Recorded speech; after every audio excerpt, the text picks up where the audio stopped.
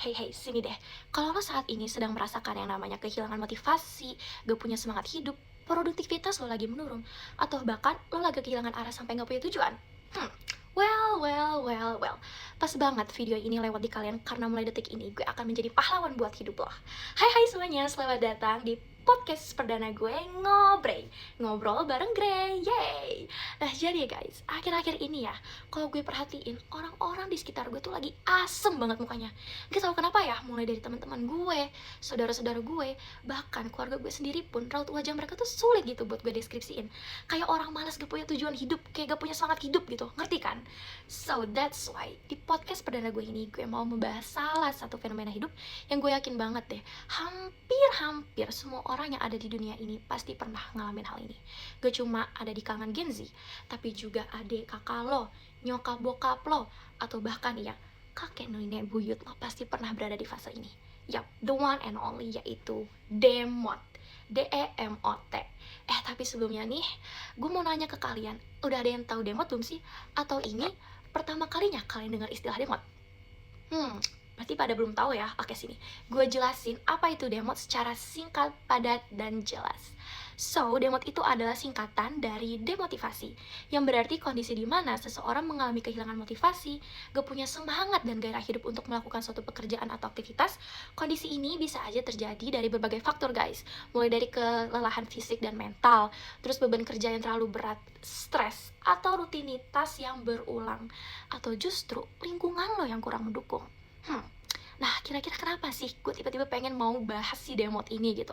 Karena guys, sejujurnya gue sendiri beberapa bulan yang lalu baru banget ngalamin yang namanya demot ini. Mungkin karena kemarin-kemarin itu terlalu banyak ngambil kesibukan kayak organisasi, kepanitiaan, terus juga jadwal kuliah gue yang padat dan banyak tugas, sehingga tubuh gue tuh kewalahan yang berakhir males buat ngapa-ngapain.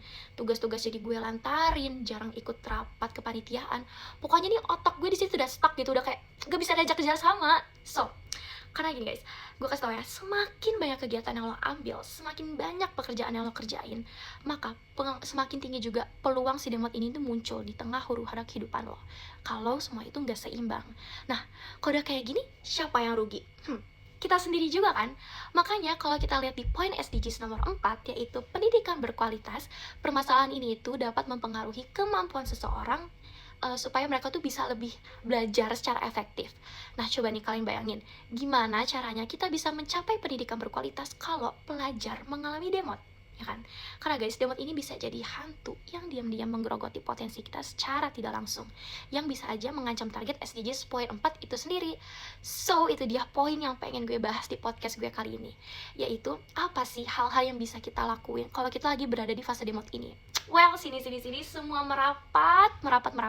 Jangan pusing, jangan bingung, jangan linglung. Let me tell you 2 cara paling ampuh yang bisa membasmi demot. Yang pertama, just do everything you want. Yap, lakuin apa aja yang kalian suka guys. Bangkitin semangat kalian lagi, balikin passion lo lagi, balikin gairah lagi. Gimana caranya? Dengan apa? Dengan melakukan hal-hal yang membuat lo happy. Entah itu lo mukbang makanan kesukaan lo, maraton film, healing ke alam, shopping, ngelakuin kesukaan, hobi lo, atau jalan-jalan santai juga bisa lo, bareng bestie, bareng keluarga atau saudara lo. Kalau gue sendiri suka banget sama yang namanya me time, karena menurut gue me time itu salah satu cara stress release ala gue. Nah, lanjut nih, cara yang kedua, yaitu adalah let your body rest. Just take a rest for a moment, take a deep breath, kasih ruang dan waktu buat tubuh lo tuh beristirahat. Dan buat menenangkan diri lo, one by one, take it slow tapi pasti. Karena di saat kita lagi demot, hal paling penting lainnya yang gak boleh di skip adalah istirahat. Coba deh lo perbaiki pola tidur lo, karena dengan istirahat yang cukup, itu bisa membantu otak dan juga tubuh lo itu jadi bisa berpikir jernih lagi, dan tubuh lo tuh kayak kerasa like feels from fresh di oven gitu. Kayak kalau biasa di gadget tuh otak dan tubuh tuh abis di restart gitu, sehingga lo bisa memproses segala informasi dengan jauh lebih baik dan juga tubuh lo siap untuk beraktivitas kembali. So sekarang jadi lebih paham kan apa itu demot dan udah gak bingung lagi nih gimana cara ngatasinnya. So kalian boleh langsung aja terapin tips-tips yang udah gue kasih ke lo dalam kehidupan sehari-hari supaya mood lo dan juga produktivitas lo kembali semangat lagi. Oke guys, kalau lo suka sama episode gue kali ini, boleh kasih like dan komen di bawah kira-kira podcast apa ya selanjutnya yang seru dibahas. Gue Grey, terima kasih banyak ya udah nonton video ini sampai akhir. See you guys in my next ngobrol bareng Grey. Bye bye, thank you.